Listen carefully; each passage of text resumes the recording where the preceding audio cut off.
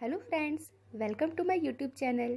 Friends, आज मैं आपके लिए एक और अवसान माता की सुंदर कथा लेकर आई हूँ। तो चलिए सुनते हैं अवसान माता की कथा।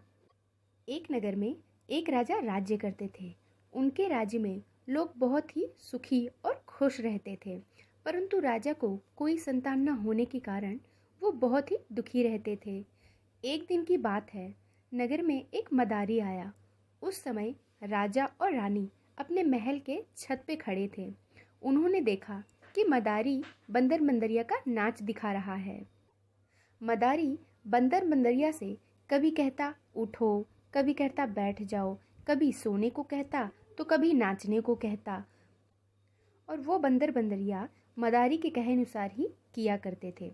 ये सब देख रानी को बहुत ही अच्छा लगा और रानी ने राजा से कहा कि राजा जी, मैं अकेले घर पर पूरा दिन बोर हो जाती हूँ। हमारी कोई संतान भी नहीं है, मेरा दिन कट ही नहीं पाता है। आप एक काम करिए कि मेरे लिए ये बंदर ही ले लीजिए। तो राजा जी बोले, रानी, बंदर लेकर आप क्या करेंगी? तो रानी बोली कि मैं उसी के साथ बातें किया करूँगी, खेलूँगी। तो राजा बोले, अच्छा, तो क्यों ना इसी मदारी के ऐसे ही ये बंदर ले लिया जाए। रानी बोली, हाँ हाँ, यही तो मैं कह रही हूँ। तब राजा ने मदारी को बुलाया और बंदर लेने की बात कही। तो मदारी बोला कि राजा जी, मेरे पास रोजी रोटी का साधन एक यही बंदर और बंदरिया ही है। मैं लोगों को इनका नाच दिखा करके, इनका तमाशा दिखा करके ही तो अपना पेट पालता हूँ, और अगर यही मेरे पास नहीं रहेंगे तो मैं क्या खाऊंगा पीऊंगा, अपनी दिनचर्या कैसे चलाऊंगा? मैं अपना जीवन इन लोग के बिना, इनका तमाशा दिखाए बिना कैसे बिताऊंगा?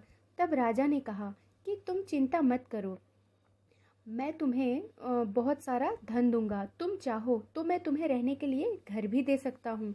सोना चांदी हीरे जो भी चाहिए उस इस बंदर के बदले में तुम्हें देने को तैयार हूँ। बस ये बंदर तुम मुझे दे दो। ये सुन मदारी को अच्छा लगा। उसने सोचा कि पूरा दिन कड़ी मेहनत करके भी इतना धन नहीं कमा सकता, क्यों ना राजा को ये बंदर बेचकर राजा से खूब सारा धन ले लूं, और घर भी मिल ही रहा है तो आराम से अपना जीवन काट ही लूंगा।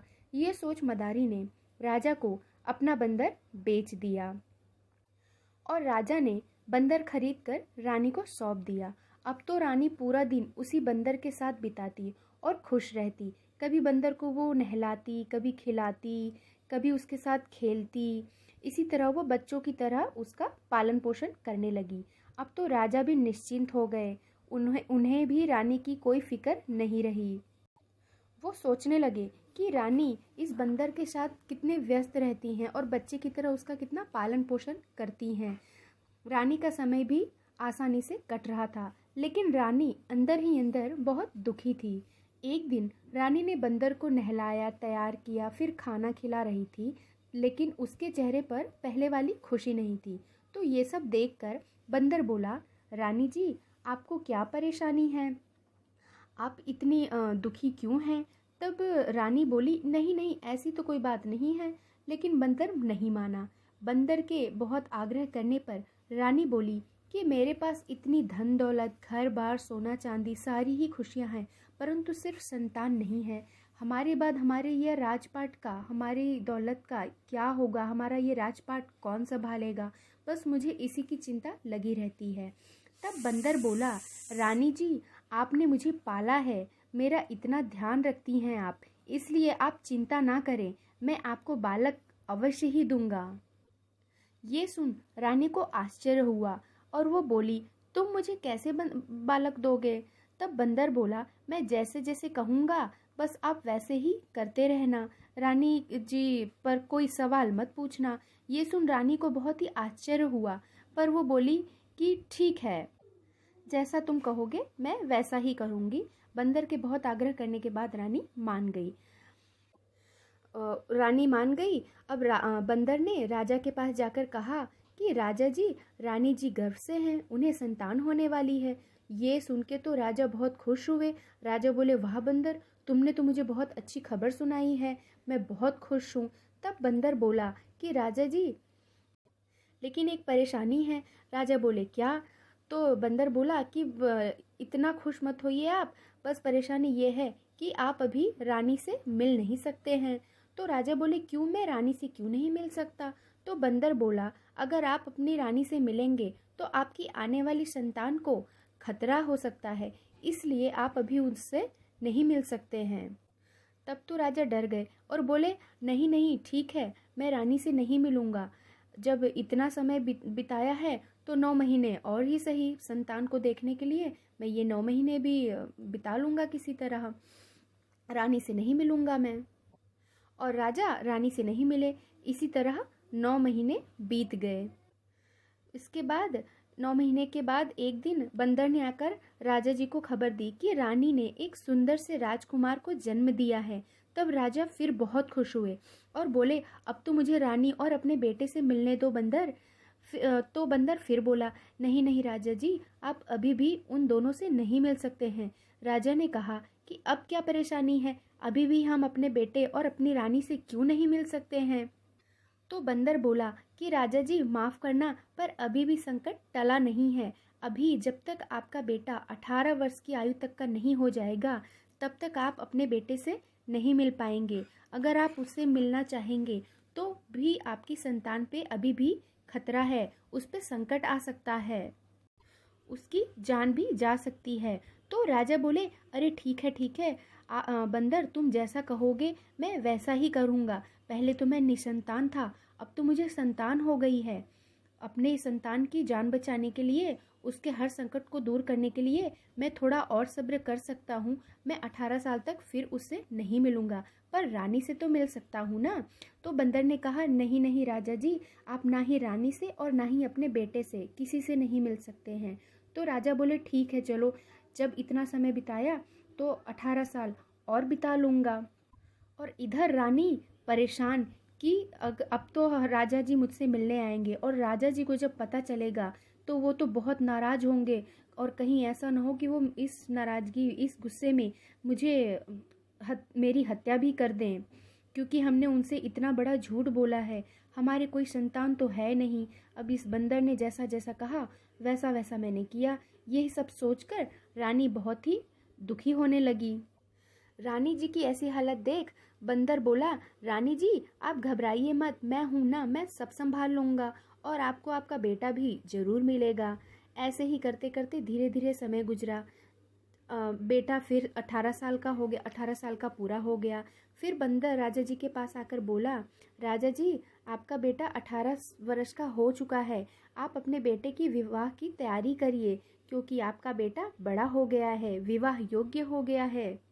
यह सुन राजा सोच में पड़ गए कि बेटे को देखा ही नहीं अभी और वधू को कैसे ढूंढूं। पर वो बंदर की बात मानकर बोले अच्छा ठीक है। राजा लड़की ढूंढने लगे और उन्हें लड़की भी मिल गई। फिर विवाह की तैयारी भी हुई। इधर रानी परेशान कि लड़का तो है नहीं, बेटा है नहीं, और राजा ने कन्या भी ढूंढ ली और विवाह की तैयारी भी शुरू हो गई है। अब आगे क्या होगा भगवान ही जाने। फिर बंदर बोला कि रानी जी परेशान मत हो, आप खूब अच्छे से डोली सजाओ, हीरे मोती से सोना चांदी से डोली को अच्छे से तैयार करो और बारात को भी सजाओ। तो रानी जी ने सबके साथ मिलकर ऐसा ही किया। बारात सजी, डोली सजी, बारात अच्छे से सजाई गई, बारात निकली। सब बारात लेकर जा रहे थे तो देखा कि रास्ते में एक नीम का पेड़ था। बंदर भी बारात के साथ ही आ रहा था। उस पेड़ के नीचे एक बुढ़िया माँ, एक अवसान माता एक बुढ़िया के रूप में विश्राम कर रही थी। ये सब बंदर ने देखा। बंदर ने देखकर कहा कि चलो चलो उस नीम के पेड़ के नीचे रुककर थोड़ी देर विश्राम कर लेते हैं, डोली को यहीं रखकर सब थोड़ा थक गए हैं तो थोड़ा विश्राम कर लेते हैं, पानी वगैरह पी लेते हैं। अब सबने कहा हाँ भाई ठीक है। बारात रोकी गई उसी पेड़ के नीचे, नीम के पेड़ के नीचे। सब विश्राम करने लगे और बंदर अपना पेड़ पर जाकर चढ़ गया, वह भी वहाँ बैठ गया डाली पे जाकर। तब अवसान माता जो कि बुढ़िया के रूप में वहाँ विश्राम करने वो भी बैठी थी, वो विवाह की डोली को देखकर सोच में पड़ गई कि अरे वाह, डोली तो बहुत अच्छी सजी है, बारात भी इतनी सुंदर लग रही है। जब डोली इतनी अच्छी सजी है, बाराती इतने अच्छे हैं, तो इसमें बैठा दूल्हा कितना अच्छा होगा। ये सोच उन्हें दूल्हे को देखने की जिज्ञासा हुई। और जैसे ही दूल्हे को देखने के लिए उन्होंने डोली का पर्दा उठाना ही चाहा कि बंदर पेड़ से कूद पड़ा और चिल्लाने लगा जोर जोर से कि अरे तुमने मेरा दूल्हा गायब कर दिया, तुमने मेरा दूल्हा ले लिया। चिल्लाने लगा कि मेरा इतना सुंदर 18 साल का राजकुमार दूल्हा था, आपने उसे कहाँ गायब कर दिया। अब बंदर की ये सब आवाज़ सुनकर वहाँ भीड़ इकट्ठा हो गई, सारे बाराती इकट्ठा हो गए। अब अवसान माता सोच में पड़ गई, बड़ी आश्चर्यचकित हुई कि अरे मैंने तो सिर्फ पर्दा उठाया ही था दूल्हे को देखने के लिए, और पूरा उठाया भी नहीं पर्दा, और ये बंदर कह रहा है कि मैंने दूल्हा गायब कर दिया। अवसान माता ने ये सारी बातें बारातियों को कही कि मैंने तो पर्दा उठाया भी नहीं, फिर ये कैसे कह सकता है कि मैंने दूल्हा ले लिया, दूल्हा कैसे मैं वापस करूं, मेरे पास तो दूल्हा है ही नहीं। पर बंदर माना ही नहीं, वो बस चिल्ला ही रहा था कि नहीं नहीं, मेरा इतना सुंदर दूल्हा 18 साल का इसी में बैठा था, आपने हमारे दूल्हे को ले लिया, आप हमारा दूल्हा वापस करें। बंदर क्योंकि बंदर है वो तो जानता था कि ये अवसान माता ही हैं यहाँ पे जो बुढ़िया के रूप में थी, इसलिए वो जान रहा था और वो चिल्लाए जा रहा था। अवसान माता ने बहुत कहा कि मैंने तुम्हारा दूल्हा नहीं लिया है, मैं कैसे वापस करूं, पर बंदर नहीं माना, वो बहुत चिल्लाए ही जा रहा था और भीड़ इकट्ठा होते जा रही थी। तो अवसान माता ने सोचा कि ये बंदर तो मान ही नहीं रहा है, मैंने दूल्हा लिया ही नहीं है, पर अब क्या करें, भीड़ भी बढ़ती जा रही है इसके चिल्लाने की वजह से, तो लगता है दूल्हा तो वापस करना ही पड़ेगा, वरना ये बंदर मानेगा नहीं।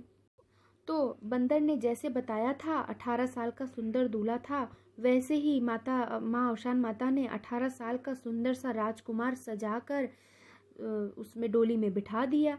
बंदर ये देखकर तो बहुत खुश हुआ और अवसान माता को कहा कि धन्यवाद जो आपने हमारा दूल्हा लौटा दिया। इतना कह बंदर बारात लेकर आगे बढ़ा।